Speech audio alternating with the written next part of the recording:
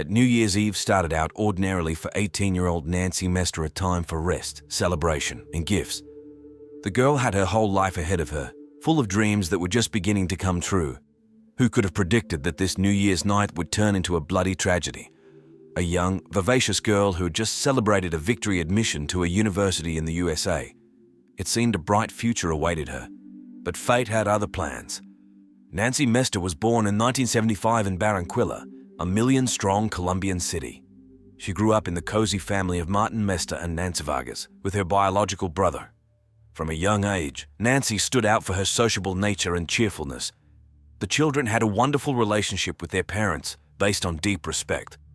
Nancy considered her mother her best mentor, and her father became the dearest person to her.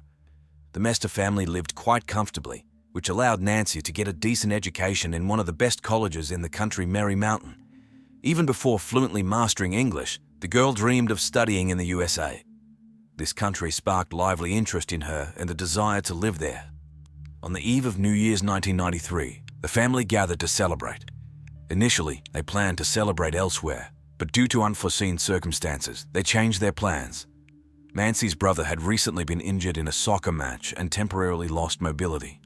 Because of this, they decided to stay at home. No one could even suspect that this idyll would soon be shattered by a brutal crime. But at this very moment, a blow was to be expected.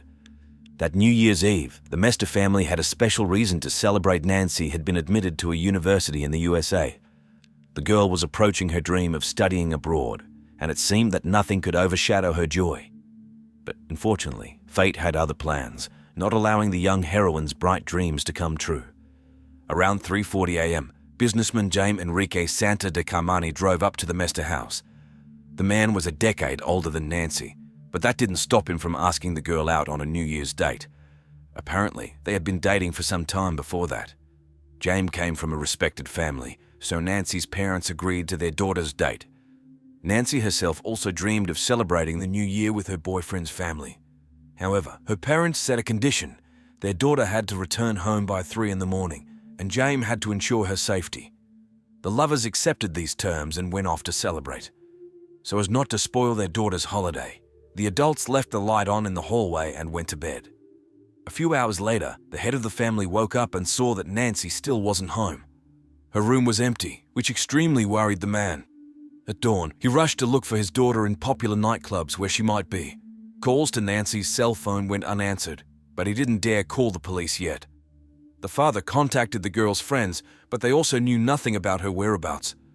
What could have happened that New Year's night? Where did the joyful girl who was celebrating her dream coming true disappear to? After fruitlessly searching for his daughter in nightclubs, the father headed to the house of Jaime, who had taken Nancy on a date and was supposed to bring her back. The man assumed that the girl might be there. Instead, he found Jaime's mother, who was wiping blood off the floor, a sight that looked extremely alarming. When the worried father asked, the woman replied that her son and Nancy had gone to the hospital, and the blood belonged to his daughter. She couldn't explain anything more. She didn't even know what exactly had happened to the girl and what condition she was in. Overwhelmed with anxiety, the man rushed to the medical facility.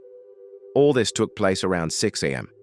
At the hospital, Nancy's father was met by the father of her gentleman, Jaime, who told an incredible story. Allegedly, while at his house, Nancy had tried to take her own life by shooting herself in the head with a pistol. But the girl's father rejected this version as absurd. His cheerful and happy daughter had no reason for suicide. Nancy had just turned 18, with her whole life ahead of her. Until recently, she had been celebrating her admission to an American university, a dream that was coming true. Could such a joyful event be a reason for depression? Of course not. There was an obvious substitution of facts. After all, the young student had never given any reason to doubt her mental state. Her life was shaping up in the best way possible, and she was eagerly awaiting her studies in the USA. So Jaime's father's version seemed complete nonsense. And how could a young girl do such a thing on New Year's night while visiting a friend? It simply didn't add up in the concerned father's head, and here's why. Mr. Mestre spoke with the medical staff who admitted his daughter, and they told him extremely disturbing information. It turns out that Nancy was brought to the hospital completely naked, covered only by a sheet. At the same time, the girl showed almost no signs of life.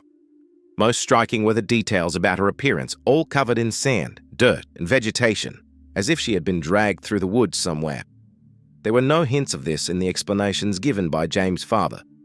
After all, according to the first version, everything happened at the home of Nancy's gentleman's family, where she allegedly tried to shoot herself. But then why were traces of nature found on the girl's body, and why was she naked? Obviously, we are being misled, hiding the true horrific events of that New Year's night. It all looked extremely eerie. Nancy's father, Martin Mestre, was horrified, anticipating the worst and realizing that his daughter's life was hanging by a thread. Returning home, he told his family about these dramatic events. Relatives immediately rushed to the hospital. However, the doctor's prognoses were disappointing. They discovered too serious an injury in Nancy, which caused complications. For the next 8 days, the girl fought for her life, undergoing numerous surgeries in a coma. The doctors made every effort to save her. But unfortunately, all their efforts were in vain. The situation was relentlessly unfolding in the direction of some eerie denouement. Someone had brutally dealt with an innocent girl that New Year's night, trampling her young life and dreams. But the details I will tell you now will shock you. When the family was told the terrible news that their loved one could not be saved, but the girl would not return to life, the relatives had to make one of the most difficult decisions. They gave permission to disconnect Nancy from life support on January 9, 1994. Relatives gathered in the ward where the young beauty lay motionless on the bed. They embraced each other and began to sing a children's lullaby, the last psalm, to say goodbye to their beloved. Sobs rang out, no doubt. None of them yet knew about the true horrors surrounding the girl's death. So, without regaining consciousness, Nancy left this world. She never got to tell her own story about what happened that New Year's night at the home of her gentleman, Jaime. But the girl's family rejected all the false versions about her alleged suicide. Relatives turned to the police with a demand to thoroughly investigate this case and get to the bottom of the true circumstances. It was obvious to them that James' family was hiding something. Law enforcement listened to the demands and took up the investigation. The results of forensic examinations rejected the version of suicide.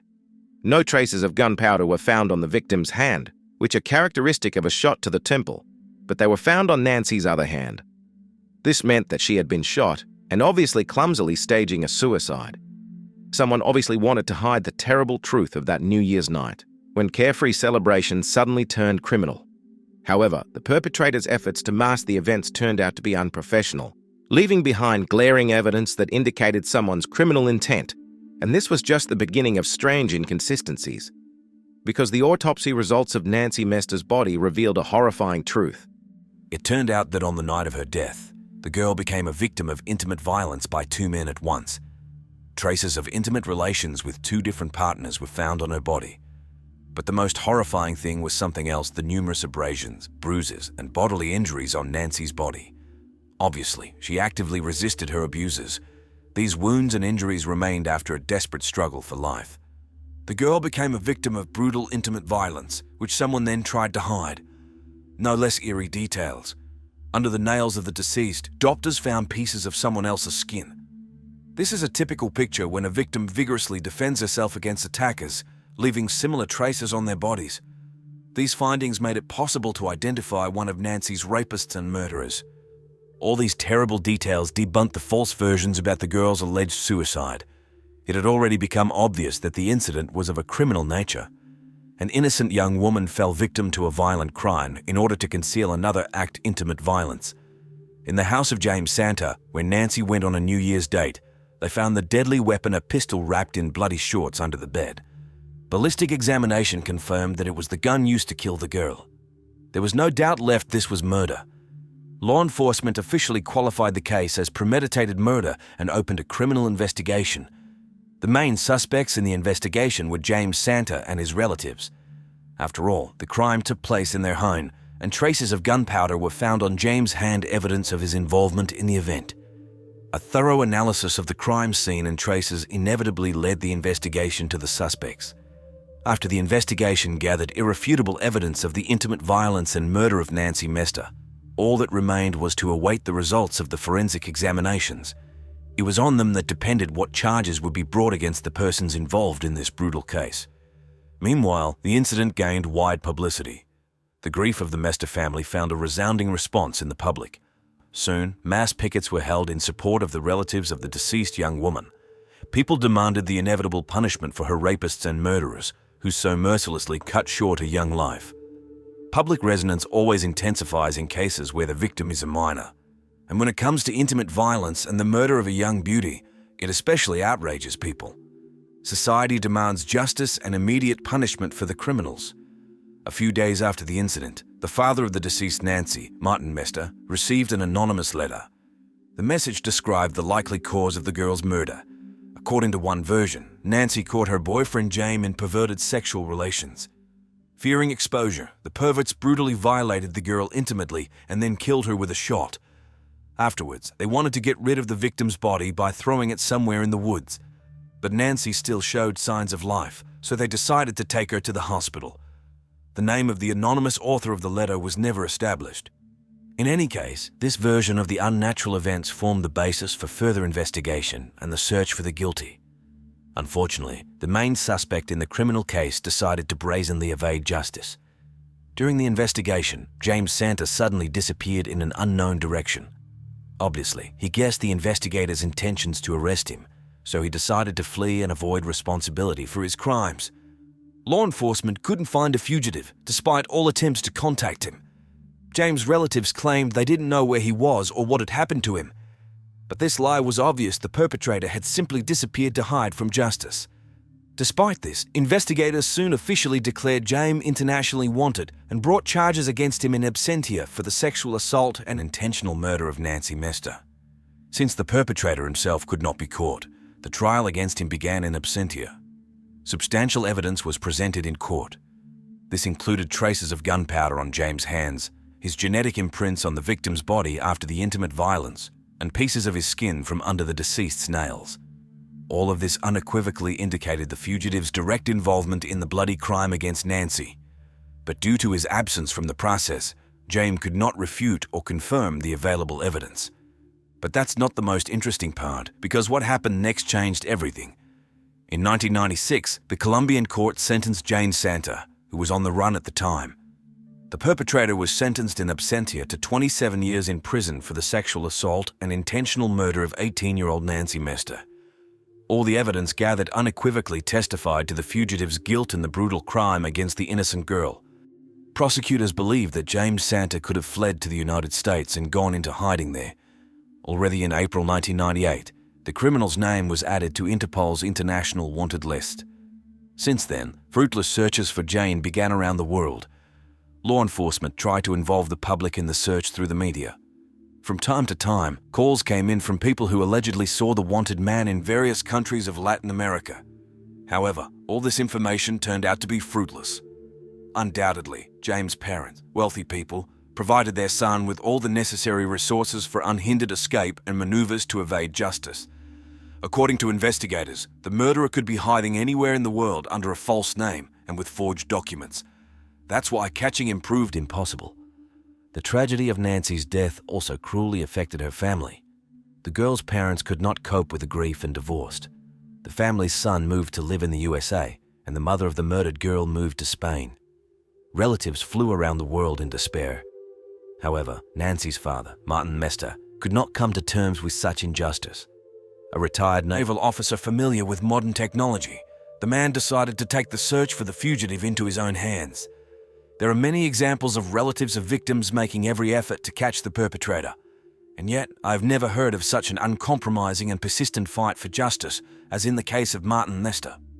Realizing that the official search channels had proved fruitless, Martin Mestre decided to take matters into his own hands. However, he could not simply turn to the family of the missing criminal. This would immediately expose his intentions, so the man resorted to tricks. Martin set up 4 fake accounts on social networks at once. 2 male and 2 female profiles imitated persons of the same Arabic nationality as James Santa's family. In this way, the victim hoped to win the trust of the fugitive's entourage and get on his trail. It took Martin Mestre a whole 26 years to finally catch the suspect red-handed. While monitoring the correspondence of James' relatives, he had a hunch that he might be hiding in Brazil. The country is big, but thanks to constant monitoring of mentions in the correspondence, the man again came across the trail of the name Samaria. This was similar to Santa Marta in Colombia, where James was from, but it turned out to be about Santa Maria, a small town near the Brazilian capital. Martin immediately passed this tip to Interpol. There they began to study candidates for the possible identity of the fugitive Jaime in the vicinity of Santa Maria. And finally, they came across a person named Enrique de Santos Abdullah. According to all external signs and profile, he was very similar to the wanted man. I often have to observe how relatives of victims spare no effort to search for criminals. However, the persistence and endurance of Martin Mestre are truly impressive. Needless to say, how much resilience and faith in justice he had to show in order to tirelessly track the enemy for so many years. In the end, Martin's mission was finally crowned with success. He managed to point law enforcement to the likely hideout of Nancy's missing killer. All the details, from age to the similarity of passport names, matched. Covert investigative operations were established for the identified person in the suburbs of Santa Maria. When this person spilled a drink in a cafe, his fingerprints matched those of the wanted Jaime Santa. There was no doubt left it was him. All the details unequivocally indicated that this person, who was hiding in Brazil under the name Enrique de Santos Abdullah, was in fact the wanted murderer. To apprehend the fugitive, a joint operation was conducted together with the Brazilian police. On January 29, 2020, the moment of truth came. Jaime Santa was arrested. The man did not resist and admitted that it was indeed him. However, he categorically denied his involvement in the girl's murder. Martin Mestre received the news of the criminal's arrest with a frenzied emotional outburst. The person whose search had taken him about 30 years was finally caught. Unable to hold back his sobs, the distraught father fell to his knees with excitement. He then called his wife and son, and together they sincerely thanked God that justice would seemingly finally be restored. However, as is often the case in cases of this kind, everything turned out to be much more complicated than one might expect. During Interpol's investigation, it was discovered that Jaime did not flee to Brazil alone. Big money played a decisive role in his secretive escape and subsequent carefree life. It turned out that the criminal's parents not only financially supported their son for a long period, but also helped him forge documents. In Brazil, Jaime settled in quite well with fake papers. He obtained the driver's license, bought a car, opened his own business, and successfully developed it. Moreover, he even managed to get married, and the couple even had 2 children. At the same time, the investigation also revealed the criminal's unfortunate oversights. In particular, in the birth certificates of his children, Santa used his own real name. Before his arrest, he also did not rush to officially legalize his marriage with the woman from whom he had children. However, literally a month after his detention, he got married. Obviously, Brazilian laws allowed him to avoid extradition to Colombia if a person had an official marriage there. When Santa was taken to a Brazilian prison, he did not even think of admitting his guilt in the 30-year-old crime. According to his new fantasies, allegedly Nancy used prohibited substances that night and overdid it with alcohol. Therefore, she stayed at his house for a long time and did not want her parents to catch her in such an indecent state. To bring the girl to her senses, she was allegedly put in the shower after intimate contact, and when Santa entered the bathroom, he saw the body of his unconscious girlfriend with signs of life and took her to the hospital in the hope of saving her. Hearing such an absurd version again, it's hard not to smile skeptically. How illogical it sounds in the light of the evidence traces of intimate violence, and murder. Moreover, the results of toxicological examinations unequivocally refuted this lie. No harmful substances were found in Nancy's body. Although Santa tried in every possible way to wriggle out thanks to his lawyers, all these stories and discrepancies in the testimony only harmed him. The court regarded the contradictory testimonies of the accused himself and his defenders as additional evidence of the crime. Even the long-awaited arrest of the criminal did not guarantee a just punishment. Despite all the efforts of Martin and his efforts, the Brazilian court made a meager decision for Jaime. As it turned out, due to the statute of limitations of 20 years, he could not be extradited to Colombia. The opinions of the judges were divided, so the 57-year-old Santa was released, declaring the only charge only in forging documents. Of course, this was a terrible blow to the family of the deceased Nancy. All the father's tireless work seemed to have gone in vain. Together with Nancy's relatives and friends, Martin hired American lawyers who specialize in international cases. They filed a number of official appeals demanding a review of the Brazilian justice verdict regarding Santa. All the evidence of the crime, the unprecedented history of the search for the missing murderer, Martin's enormous efforts, all this had to be taken into account when making the final verdict. And this tireless struggle was finally crowned with success. a decision was made to extradite the dangerous criminal James Santa to Colombia and reconvict him on all charges sexual assault and the murder of 18-year-old Nancy Mestre. On April 18, 2023, the long-awaited day came. Santa was officially deported to Colombia, where a new trial awaited him. Law enforcement detained the fugitive in custody. However, despite all efforts, James' influential and wealthy family again managed to release him on bail. But soon he escaped again, but already on May 1, 2023, he was quickly found and arrested for good. The only thing that has not yet been established is the identity of the second abuser, James' accomplice on that terrible New Year's night. But the girl's relatives hope that at the trial, Santa will give up his subordinate, and he will also receive the proper punishment. Unlike James himself, his family has so far avoided any charges of complicity or concealment of the crime, although undoubtedly the wealth and connections of this family played a significant role in the attempts to free Santa from responsibility. Surely, each of you will agree the story of Nancy Mestre has touched the hearts of many. Cases where children or young people become victims of brutality are always bitterly perceived by society. People did not accidentally actively respond to this tragedy. This story is about a love quadrangle, manipulation, and murder. Someone from this group will die, and experts will call it a crime. On May 13, 2005, investigators visited a house on the outskirts of Olympia, Washington, in search of a woman named Michelle Linehan. She was a successful individual with a master's degree in public administration and worked for the Washington State Ethics Board. In addition, Michelle was involved in charity work. At first glance, her personal life seemed perfect, a loving doctor husband and a beautiful daughter. But why were investigators from faraway Alaska interested in her? As it turned out, the reason was a decade-old murder that took place in the city of Anchorage. And as it became clear, Michelle Linehan had quite an interesting past, which we will now learn about.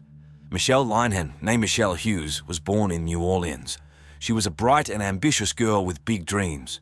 At the tender age of 16, Michelle decided to leave her hometown and go to New York City, aiming to build a career as a model. In the big city, she found a job, but her earnings did not meet her expectations. That's when Michelle realized that she needed to radically change her life, find a new job and marry a wealthy man. But first, it was necessary to get a higher education. To save money for tuition and find a potential husband, in 1994, Michelle moved to Anchorage, Alaska, and got a job as a dancer in a club. Why did Michelle choose Anchorage to earn money and find a husband? The fact is that in the 1990s, commercial fishing was thriving in Alaska and new oil fields were opening up. The city attracted businessmen, fishermen, and oil industry workers who had a lot of money and could afford to spend it on a charming young girl. At that time, Michelle was only 21. As we can see, Michelle was a determined and goal-oriented person, ready to take risks to achieve her goals. But will this approach to life pay off? Michelle wasn't the best dancer at the club, but she managed to earn a decent starting capital in a few months.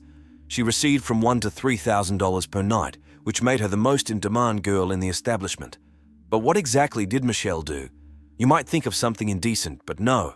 She simply sat with clients in revealing outfits and had conversations with them. In my opinion, this approach to work looks rather dubious, but who am I to judge? In October 1994, a new client appeared at the club Kent Leppink. He came to Alaska with the intention of engaging in commercial fishing. After meeting Michelle, Kent became her regular visitor. They spent hours in private conversations. Before leaving for Anchorage, Kent's parents gave him a considerable sum of money, which he spent on the charming Michelle without hesitation. Their relationship developed rapidly, and just a month after they met, Kent proposed to the girl. Interestingly, he did not tell his parents about Michelle's real profession. And here's what Kent's mother, Betsy, said about his chosen one. She didn't love him the way he loved her. I have a suspicion that there were other men in Michelle's life. Well, a mother's heart is rarely wrong. Kent moved into Michelle's house, and everything seemed to be wonderful. However, the girl did not quit her job at the club. In December 1994, a traveling salesman, Scott Hilk, visited there. He immediately noticed the attractive young dancer. Things went so far that Scott also settled in Michelle's house and later proposed to her. Now there were 3 of them living under one roof, Kent, Michelle, and Scott. A strange situation, isn't it? You probably have many questions. How did the men feel about such cohabitation? It's very simple. Michelle told Kent that Scott preferred men and hinted to Scott that Kent was gay. Thus, they were not concerned about rivalry. Michelle continued to dance at the club as it brought in a lot of money, and she was not going to give up such an income. and the grooms, it seems, did not mind. In the summer of 1995, a widower named John Carlin Roman III came to the establishment. He had lost his wife to cancer and was single-handedly raising his teenage son, John Carlin Roman IV. Yes, the boy was named after his father. Michelle approached John's table and they met. Their communication lasted a long time, and in August, John confessed that he was going to visit Amsterdam. Michelle exclaimed, "I dream of flying there too." John offered to travel together, and the girl agreed. Whether this trip took place is unknown, but John fell madly in love with Michelle. Upon learning about her two fiancés, he said, "I loved her so much that I didn't care." Now, how do you understand that? Do men ever think with their heads and not with other body parts? The story gets more and more confusing and intriguing with each section. A love quadrangle, lies, manipulation, all this cannot end well. But let's not jump ahead and wait for the denouement of this strange case. But before that, my friends, a very important point: the creation of such content requires a lot of time, and now my channel and I are experiencing not the best financial situation. I will be endlessly grateful to you if you become a sponsor of this channel and support me with your donation. And in return, I will be able to personally respond to you in the comments and also mention your noble name in my video. So become sponsors. I will be immensely grateful to you. In November 1995, Michelle started a major renovation of her house. John, without much thought, offered her to move in with him for this period. By the way, Kent and Scott also moved into John's place, although Scott lived there only occasionally when he was in town, as his work involved frequent business trips. Just imagine this situation: Michelle, Kent, Scott, John, and his son all living in one big house under the same roof. It's a real love quadrangle. What an unconventional family, right? I can't even imagine how they distributed responsibilities and built relationships in this format. However, it's worth giving Michelle credit. She managed to find common ground with John's son. Moreover, she practically replaced the boy's mother. She helped, supported, and was always ready to listen. John greatly appreciated this attitude and tried in every way to thank his beloved. For example, he fully paid for the renovation of her house and gave her a luxurious fur coat. And for Christmas 1995, John proposed to Michelle. Thus, now our heroine had 3 fiancés who literally showered her with jewelry, furs, and even paid for her car. Isn't that a fairy tale life? When information about this story reached the public, many compared it to the plot of an American sitcom. No wonder. A woman lives under the same roof with 3 men. They even have a schedule according to which she spends time with each of them in turn. And now this trio is on trial for the murder of one of Michelle's fiancés. Is this even possible in real life? Apparently, yes. This case is a prime example of what tangled love affairs and living large can lead to. Damn it, this is not fiction. This is a real situation. I didn't make anything up. You can even Google it yourself and check. At the end of December 1995, Scott had to urgently leave on business for California. That's when he decided to break off his relationship with Michelle. John and Kent were over the moon with happiness. Here's how John commented on this situation. "My relationship with Michelle began to develop rapidly as soon as she broke up with Scott. It would seem that finally harmony reigned in this love quadrangle. Kent even called his parents and told them that he and Michelle were planning to get married, so they should get ready for the wedding. Oh, if only they knew what would happen next. However, on Christmas 1996, the unexpected happened. Michelle and Scott reconciled. The girl began to fly to him in California, and when she returned to Anchorage, she stayed at John's house. Kent was living separately at this time, but periodically visited his lovers. Soon he calls his mother again and says that he and Michelle want to finally set a wedding date. "You see, Mom," Kent explained, "Michelle wants change. She wants a real family, children." What a twist, and this after all her affairs on the side. And so Michelle and Kent return to their own house and open a joint checking account. Kent even makes a will in which he names Michelle as the main heir. Moreover, he takes out life insurance for her for a whole $1 million. It is worth noting that Michelle herself refused to make Kent the beneficiary of her insurance policy. The man's parents were extremely dissatisfied with this arrangement. They did not understand why such a large insurance sum was needed and tried to cancel the policy, but to no avail, and Kent's brother, Craig, bluntly told him, "Do you realize that this is dangerous for your life? You're in the crosshairs." How prophetic those words turned out to be. You know, friends, this story gets more and more complicated with each section. Relationships in the love quadrangle are changing at the speed of light, and now there's $1 million insurance policy at stake. Something tells me this isn't going to end well. What's going to happen next? April 26, 1996 was supposed to be a special day for Kent and Michelle. They had set it as their wedding date. Kent's father decided to personally meet his future daughter-in-law and discuss the details of the ceremony. He came to his son, hoping for a warm meeting, but found only a confused and saddened Kent. It turned out that Michelle had simply packed her things and left. Kent was completely devastated, so his father decided to stay with him to support him in this difficult time. However, soon he had to return home to Michigan. He didn't even know that 2 hours later, Kent would send him and his mother 2 mysterious letters. Upon receiving the alarming messages, Kent's parents opened the first envelope. The letter said, "If something happens to me, open the second letter. But if the wedding with Michelle takes place, never open it." Frightened by such an ominous appeal, they immediately called their son, but he did not answer. It was decided to set aside the second letter for better times. On May 2, 1996, an ordinary service crew was heading to a remote communications tower near the town of Holb, Alaska. As the truck driver approached the facility, he noticed a red spot on the trail near the tower. Upon closer inspection, the man realized that it was a person in a red jacket lying motionless on the ground. It became almost immediately clear that this unfortunate soul was dead. An hour later, the police arrived at the scene, but there were no suspects at that time. Law enforcement officers thoroughly searched the area for evidence. Almost immediately, they managed to find spent cartridges. Examination showed that they belonged to a Desert Eagle .44 caliber pistol. Also, 2 different sets of footwear tracks were found at the crime scene. One track was left by the deceased man in red, and the other obviously belonged to the killer. A strange and eerie story, isn't it? A planned wedding that never happened, the mysterious escape of the bride, and then the murder of one of the participants in this love quadrangle. Moreover, the evidence found indicates that the killer was waiting for his victim near that tower. The only question is, who could it be? Could it be that someone from this company planned to get rid of Kent in advance?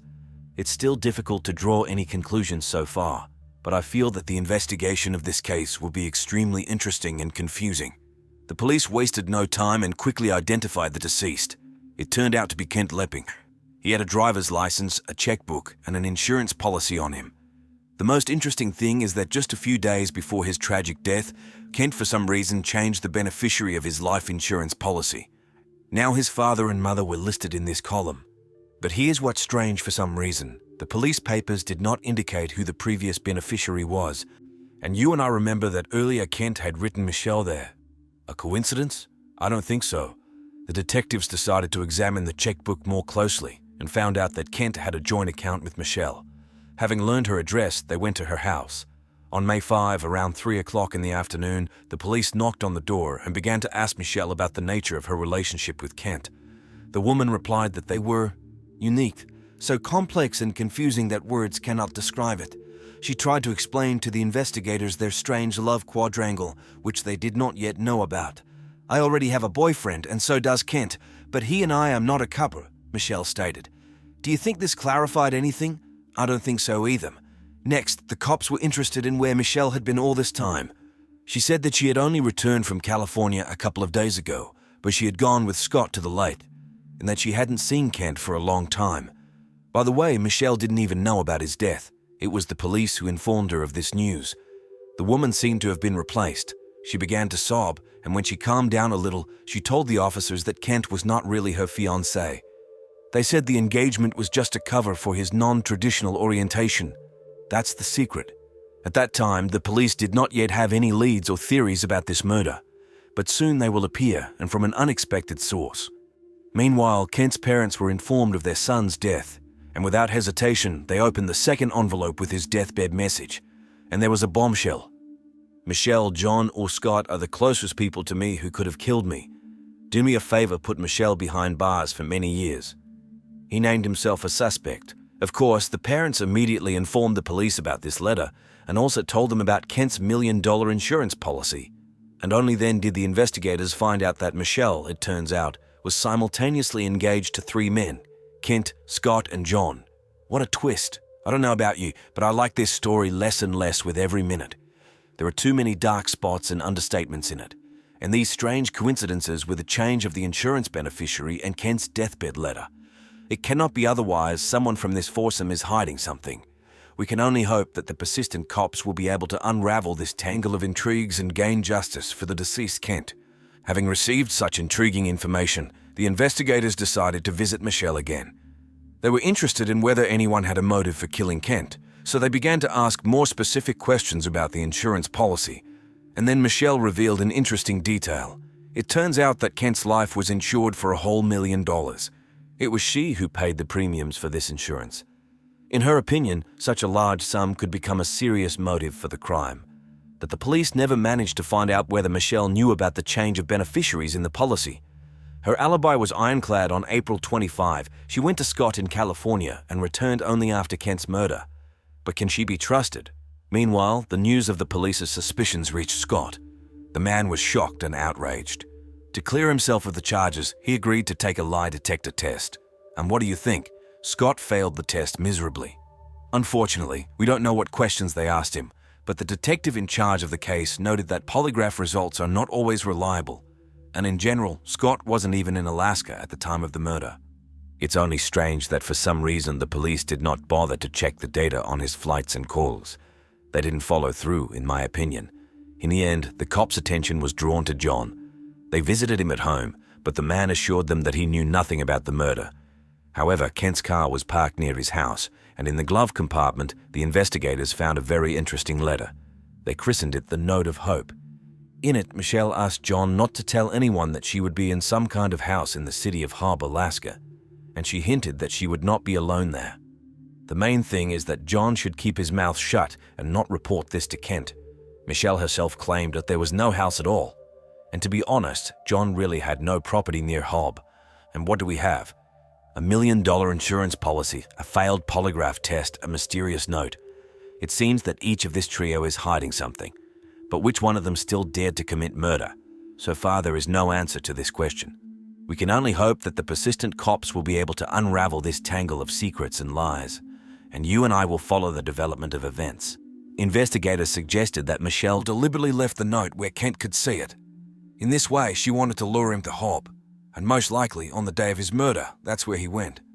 In my opinion, this is very similar to a pre-planned crime, but let's not jump to conclusions for now. Next, new information surfaces about that same insurance policy. Why did Michelle and Kent decide to take it out? It turns out that in February of '96, just 3 months before the tragedy, the couple in love met with an insurance agent. They told him that they were planning to take out a loan together to buy a fishing boat, and for this, they supposedly needed a life insurance policy. Moreover, both of them wanted to insure themselves for $1 million. But the agent explained that for such an amount, he could only insure Kent. As for Michelle, who was not going to work on the boat and was not yet an official wife, she could count on a maximum of $150,000. Something tells me that this insurance is the key to solving the murder. And not long before his death, Kent confessed to his lawyers that Michelle had been deceiving him. It turns out that she was stealing his things to make expensive purchases with his credit card.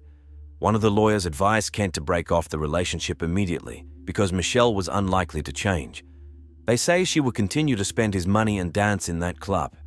A few days later, Kent told another lawyer, "I'm going to be killed." The lawyer urged Kent to stay away from his brides and Michelle, and if the threat was serious, to go to the police. But Kent seemed to have lost his mind because of love. He could not leave Michelle. And what did he do after that conversation? He changed the beneficiary of his life insurance policy.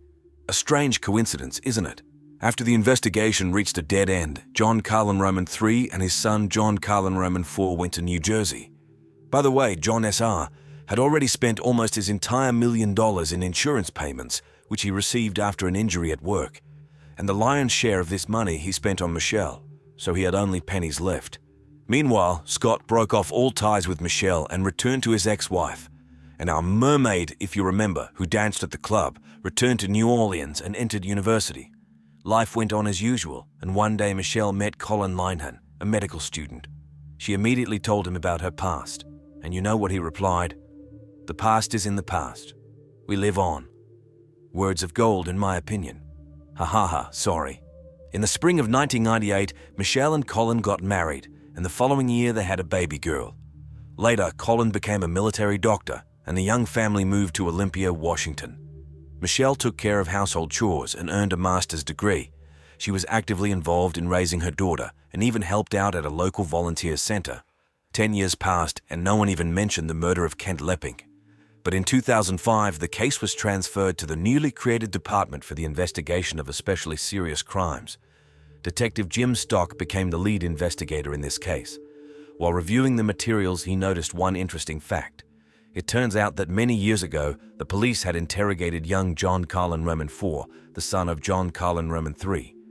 But since the boy was a minor at the time, the interrogation was conducted in the presence of his father. And now John Roman IV was already 27 years old, and he practically did not communicate with his father. Detective Stock decided that this was a chance to learn something new. Perhaps the young man would want to talk about those long-ago events. So Jim and his colleague went to Tacoma, Washington. And there, John Carlin Roman IV told them that his father had bought a Desert Eagle 44 pistol shortly after the family moved to Alaska. And the boy also saw how on the day of Kent's murder, his father was washing this weapon with bleach. Then John S.R. told his son that this was the best way to get rid of evidence. The investigators also sent Michelle's laptops and John's desktop computer for examination. This equipment was seized back then, immediately after the murder, but for unknown reasons it was not thoroughly checked. And so in the fall of 2006, the detectives presented all the collected evidence to the Alaska grand jury. And although there was no direct evidence, the prosecutors believed that this was enough to charge Michelle and John with conspiracy and first-degree murder. That's how things are, friends. Even 10 years after the crime, new leads appear. And now everything points to the fact that Michelle and John were indeed involved in Kent's murder. And that constantly changing insurance only heightened suspicion. It remains to hear the verdict of the jury. When John Carlin Roman III learned about the charges against him, he immediately flew from New Jersey to Anchorage. On October 4, 2006, the man appeared at the courthouse, ready to fight for his freedom. Meanwhile, detectives visited Michelle's home to arrest her. The door was opened by Colin, the suspect's husband, who said that his wife was not at home. The police issued an ultimatum. Colin had only an hour to bring Michelle to the station. And soon the woman, accompanied by her husband and lawyer, crossed the threshold of the police station. And within a few hours, she was already flying to Anchorage to meet her fate. In the spring of 2007, the trial of John Carlin Roman III took place. This high-profile case attracted the attention of the international press. The courtroom was filled with journalists and members of the public. No wonder, because in the dock was a young and attractive doctor's wife, who moreover was simultaneously engaged to 3 men. Everyone was interested in the spicy details of her personal life. How did she manage to live under the same roof with 3 suitors and at the same time make love with each of them in turn? But now she and one of her fiancés were facing severe punishment for the murder of Kent Lepping. The prosecutor built his case on the fact that Michelle allegedly persuaded Kent to take out $1 million insurance policy and name her as the beneficiary. And then John Carlin, in a prior conspiracy with the insidious beauty, killed his rival. They say the couple in love planned to share the insurance payout and live happily ever after. But their dreams were not destined to come true because before his death, Kent had time to change the beneficiaries to his parents. By the way, the prosecution claimed that Michelle and John borrowed the idea for the murder from the movie The Last Seduction. It also told the story of a treacherous woman who persuades her lover to get rid of her husband for money. The lover ends up behind bars and the beauty runs away with all the money. Something very familiar, isn't it? John Carlin's lawyer tried to convince the jury that her client was only a victim of Michelle's manipulations. They say this sly fox seduced the unfortunate man and then cruelly got rid of Kent in order to appropriate his wealth. And what about Michelle herself? She denied everything and accused young John Carlin Roman IV of the murder. This version was also supported by Scott Hilk, another ex-fiancé of the defendant. However, the most incriminating evidence was provided to the court by none other than John Carlin Roman IV. The young man told how on the day of Kent's murder, he saw his father diligently washing the weapon with bleach. They say Dad even explained to his son then, the best way to get rid of traces is to thoroughly clean the gun with chemicals. True, John Surna's lawyers stated that the boy was a capricious teenager with a difficult character who hated Kent and could have killed him himself. But the nail in the coffin of the defendant was the deleted emails that experts recovered from Michelle's laptop. In them, John wrote to his beloved about scandals and quarrels, threatened Kent, and showed crazy jealousy towards him. Sometimes these letters were somewhat vague and incomprehensible. For example, on March 17, 1996, 2 months before the murder, Carlin wrote to Michelle, "I'll call you as soon as I have them." The prosecution saw this as a hint at insurance documents. On March 31, Michelle herself mysteriously told Scott that she was expecting a cash flow soon, although she did not explain its source. And a week before Kent's death, John assured Michelle, "Everything will be fine, honey. Just wait a little longer and your life will change dramatically for the better. You'll see." The prosecutor emphasized that Michelle was obsessed with the desire for money and did not disdain any methods to obtain it. John, on the other hand, was obsessed with Michelle herself and was ready to carry out any of her orders. The jury deliberated for 2 days. On April 3, 2007, they finally announced their verdict. Guilty. John Carlin Roman III was sentenced to 99 years in prison. True, he was granted the right to parole, but he will be able to use it only after 33 years, at the age of 82. That is, in fact, it is a life sentence. In the fall of the same year, Michelle also appeared before the court. The girl was counting on a more successful outcome, because the main evidence was collected against her former lover, not against her. But witnesses were found who dug deeper. A former colleague of Michelle's from the strip club said that they had watched that infamous movie, The Last Seduction, together. And then Michelle allegedly said that she would not mind being in the place of the main character of the film. Scott Hilk, for his part, suggested that it was the young John Carlin Roman IV who could have shot Kent. They say the boy himself boasted to him on the phone that the murdered man had been shot in the stomach. And this at a time when neither the press, nor Michelle, nor Carlin SR knew the details of the crime yet. So where could the young man have learned such details? Most likely he himself was present at the scene of the massacre. However, despite all the efforts of the lawyers, on October 22, 2007, Michelle was also found guilty of first-degree murder.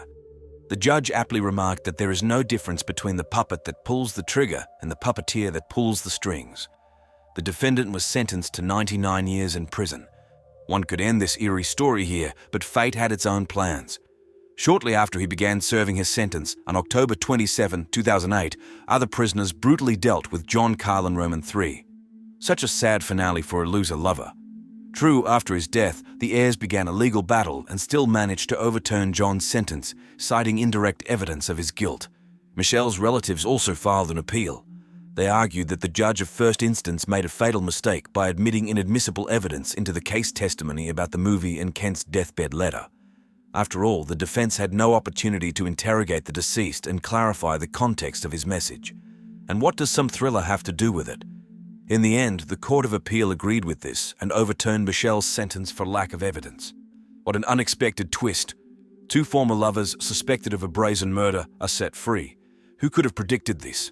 But despite the tragic nature of this story, it seems that Michelle managed to start life from scratch. Now she lives in Seattle with her loving husband Colin and daughter, working as a laser technician in a clinic.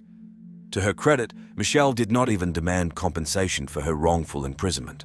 The story of a love quadrangle that led to a horrific murder has finally ended. It intertwined passion and jealousy, greed and cold calculation. And despite the numerous evidence, we still do not know for certain who was behind this crime. Perhaps someday the secrets of the love quadrangle will be fully revealed, but it will happen without our participation.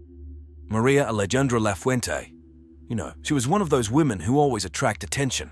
Attractive, athletic, well-groomed.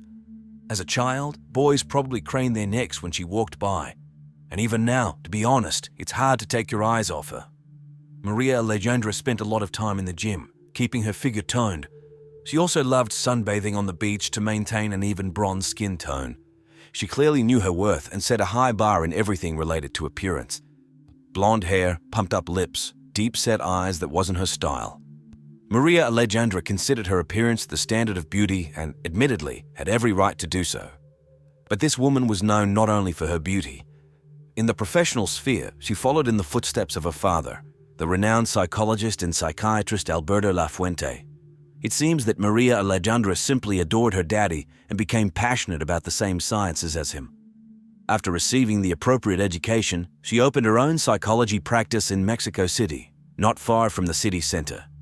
Her clients were mostly young people who faced problems such as depression, anxiety disorders, and deviant behavior.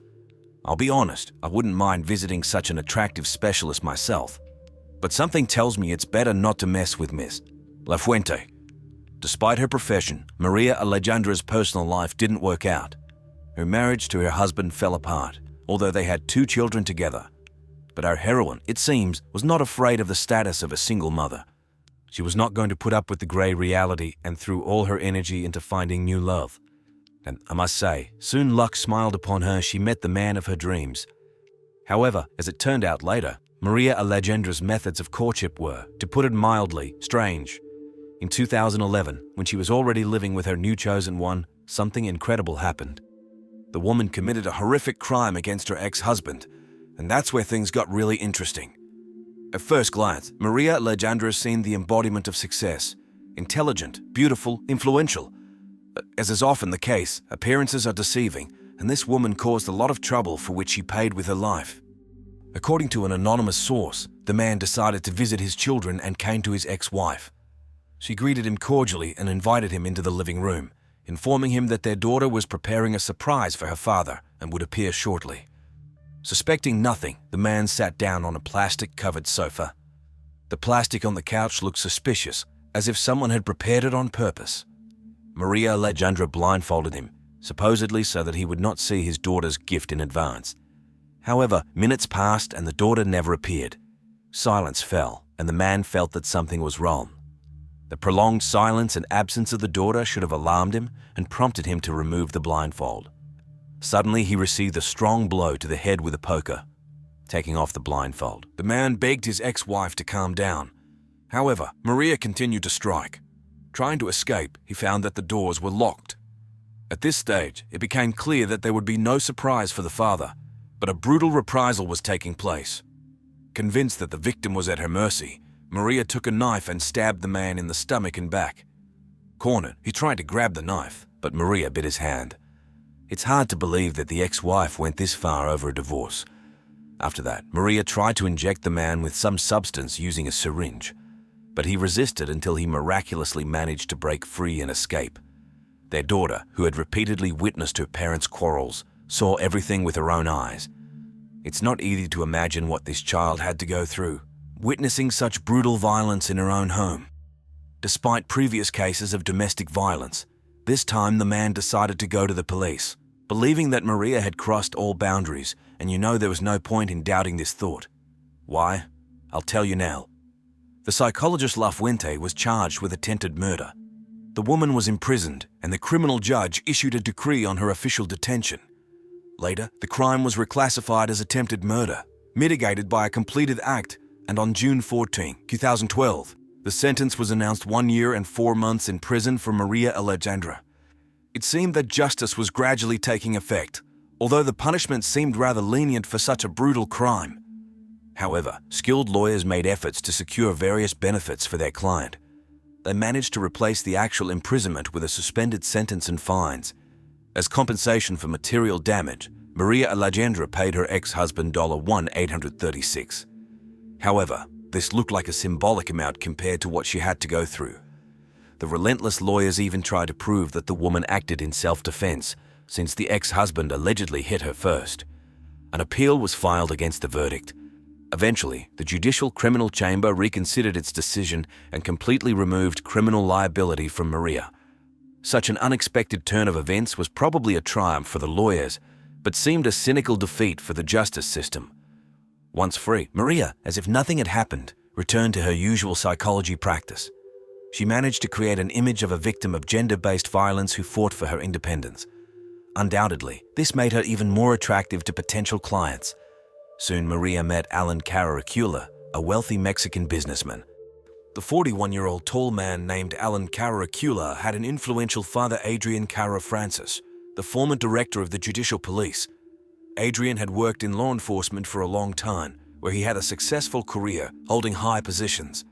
In parallel with his civil service, he opened a number of food and construction companies, focusing mainly on the tile trade. Adrian founded a network of stores in southern Mexico.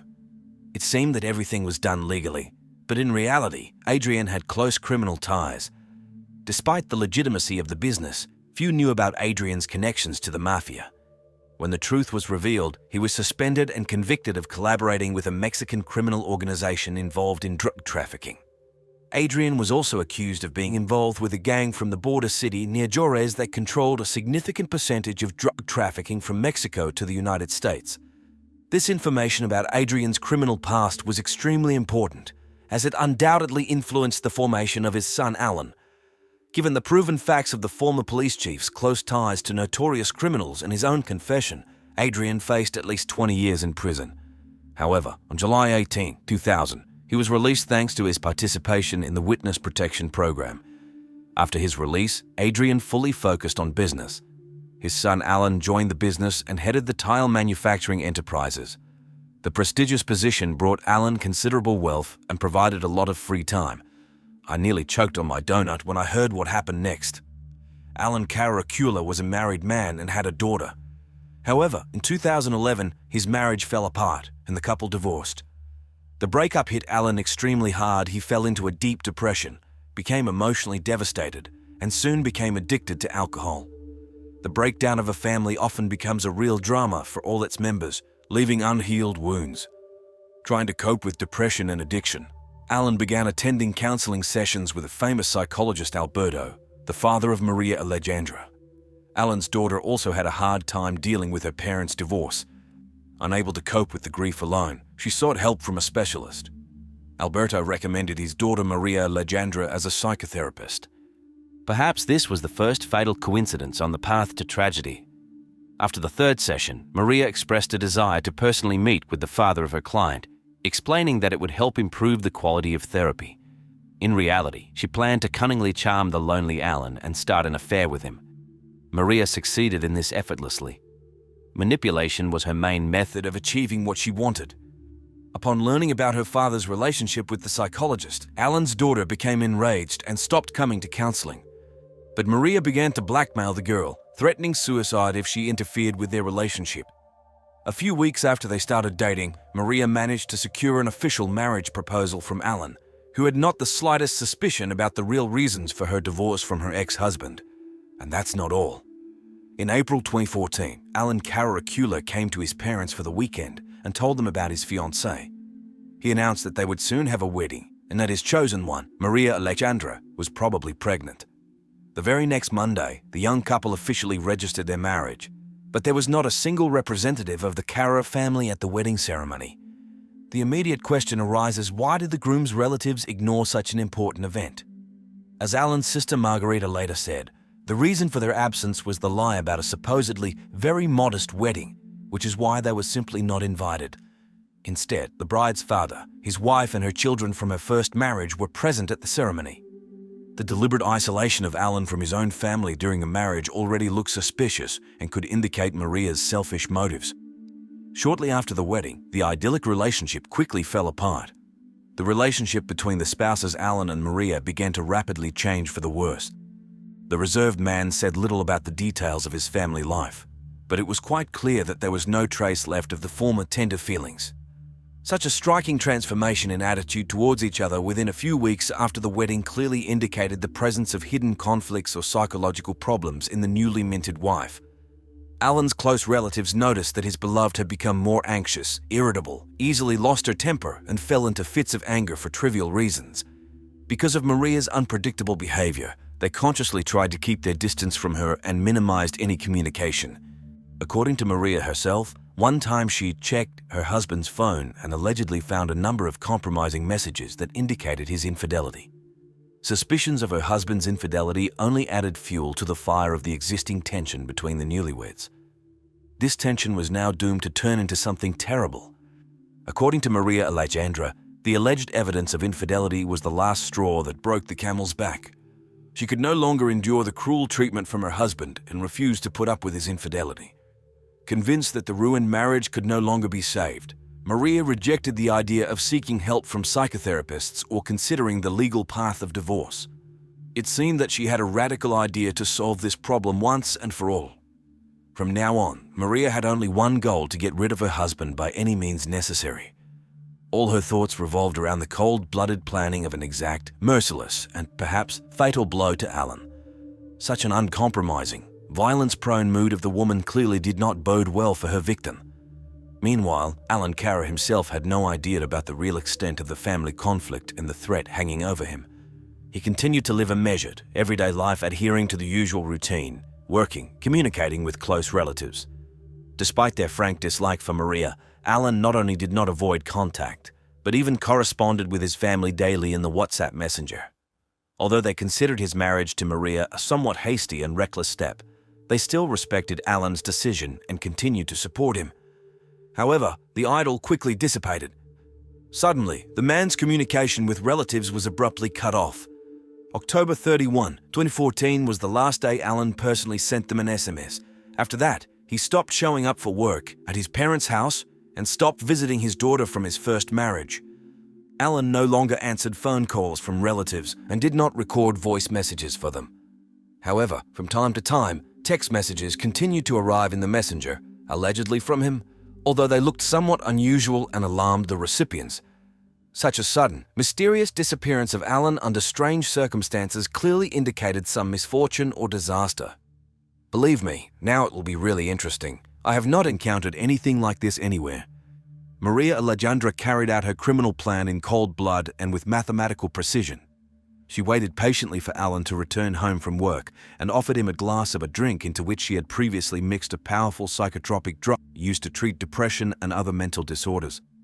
This remedy had a pronounced sedative, calming effect, and in case of an overdose, it could cause complete loss of sensitivity and paralyze movements.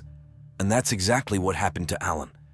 The use of psychotropic substances to neutralize the victim indicates cold-bloodedness and, undoubtedly, a criminogenic state of mind of Maria. When Maria was sure that her husband was completely immobilized, she mercilessly stabbed him in the stomach with a knife and watched him die, showing no emotion. Her next task was to get rid of the corpse as quickly as possible. To do this, she dragged his lifeless body into the bedroom, laid it on the floor, and using an ordinary household electric saw, cut her heavy victim into pieces that could be lifted and hidden in plastic garbage bags. The cold-bloodedness and lack of remorse with which this woman took the life and dismembered the body of her husband is shocking and striking.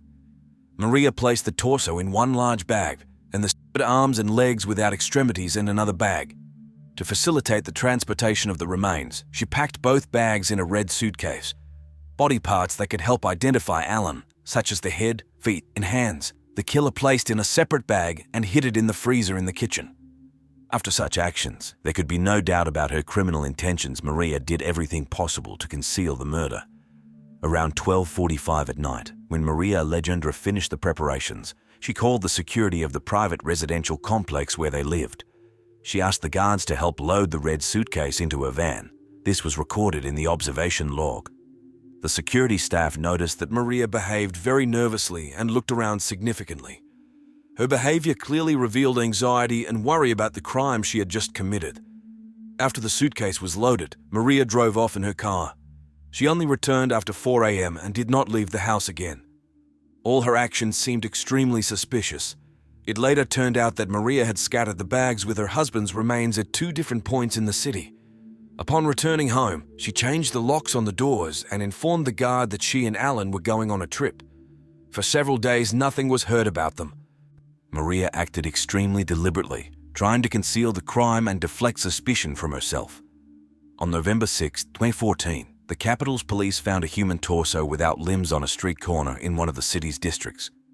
Later that day, representatives of the Ministry of Public Security reported the discovery of the rest of the human remains, including arms and legs without hands and feet, which lay in black plastic bags.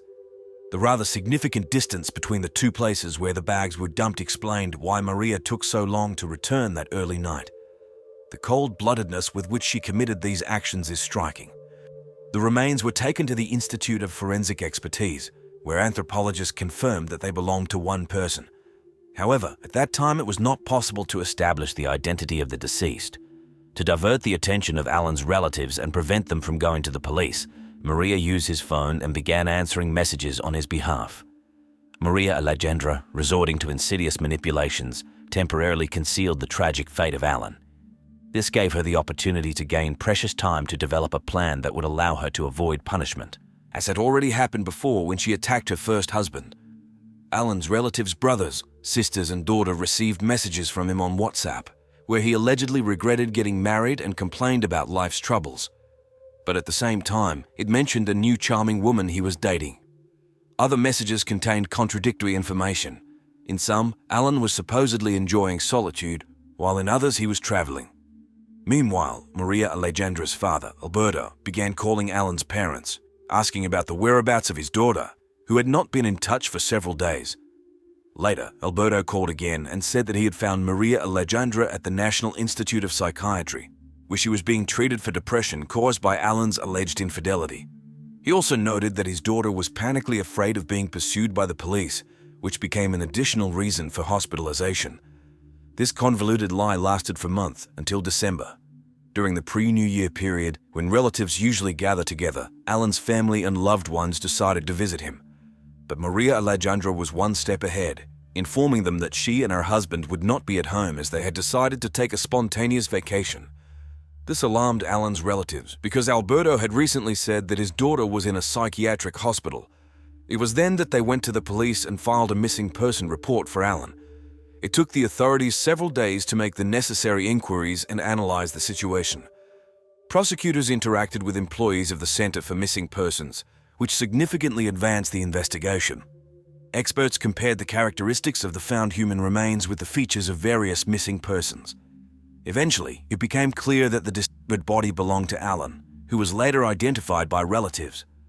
Thanks to the persistent work of investigators and experts, the truth finally came to light. After the decision to inspect the couple's home, the police met Maria Alejandra at the scene. She was taken to the police station, where a search warrant was issued. As soon as all the formalities were settled, law enforcement officers thoroughly examined the house in search of evidence. In the freezer, they found Alan's head, feet, and hands, as well as an electric saw. When examining the rooms, experts used luminol, which helped them find traces of blood in one of the rooms and the bathroom. They noticed a hole cut in the mattress and a missing piece of carpet. Obviously, this was done to hide traces of fluids. It was established that it was on these items that parts of Alan's body were lying. At first, Maria Alejandra testified as a witness, but when the contradictions became too obvious, she was reclassified as a suspect. Soon, the investigation found out that it was she who sent messages from her husband's phone so that his family would believe that he was alive and not report his disappearance. The woman insisted that she knew nothing about Alan, had not seen him for several days, and had not even spoken to him on the phone. Using her position as a psychologist and trying to prove her innocence, she showed a registration card from a psychiatric clinic dated to the days that coincided with the date of Alan's alleged death. The criminal denied any involvement in the murder, but Alan's body spoke for itself. Forensic experts were able to fully reconstruct the chronology of events. Analyzers and studies recorded in the autopsy report showed a wound on the torso from a sharp object that penetrated the abdominal cavity. The injury proved fatal. Then the body was disfigured with something sharp with serrated edges. After the relevant study, it became known that Alan died between the last hours of November 5, 2014 and the early morning of the next day. The collected evidence allowed investigators to establish a direct connection between Maria Alejandra and the brutal murder of her husband. They also managed to find out her whereabouts on that fatal day. The building's observation log helped, which recorded the specific time the woman went outside and her return. Added to this was the case with the heavy suitcase that she was helped to load into the car. From the statements of Alan's daughter and his sister, it turned out that the psychologist threatened the girl with suicide if she objected to the relationship with her father. Although the woman tried to pretend that she was undergoing treatment in a clinic for the mentally ill in order to avoid responsibility, experts refuted the presence of mental illness in her. Cornered by irrefutable evidence, Maria Alejandra had to admit to attacking her husband. But she immediately justified herself, saying she was tired of his attitude. On December 10, 2014, Judge Carlos Ortiz Camacho, acting as head of the criminal court, issued a decree on the woman's official arrest on charges of murder with an aggravating circumstance kinship. After being detained, the suspect was taken to the 69th Court of the Women's Social Rehabilitation Center in Mexico City. Later, new information emerged that probably pointed to Maria Alejandra's involvement in other violent crimes with fatal consequences. It was recalled that in 2012, police found a bucket with a human head and hand near the entrance to the La Fuente family's house. The man whom the criminal deprived of life, another who narrowly escaped death at her hands, and another unknown victim, possibly killed by Maria Alejandra in 2012, all this suggested that the crimes were committed with the help of the defendant's father, who most likely was an accomplice in concealing her actions and distracting public attention. In Alan's case, there is a version that Alberto La Fuente was involved not only in the concealment, but also in planning the attack. It is believed that the motive was purely economic, because, according to an investigation by local media, for many years the policeman's son contributed to the deprivation of Alberto's property. Thus, a suspicion arose that the father and daughter were dangerous criminals and acted in tandem. However, justice could not fully prove this fact. After 8 years of waiting, on September 5, 2022, the Attorney General's Office of the Capital finally announced the final verdict. For premeditated murder with an aggravating circumstance kinship, Maria Alejandra Lafuente was sentenced to death by hanging. This is an unprecedented punishment in modern Mexican justice. After the decision was made, the convict has no right to review it or to any alternative or mitigating measures instead of imprisonment. She was also obliged to compensate for the damage caused and the funeral expenses. In addition, she lost her political rights.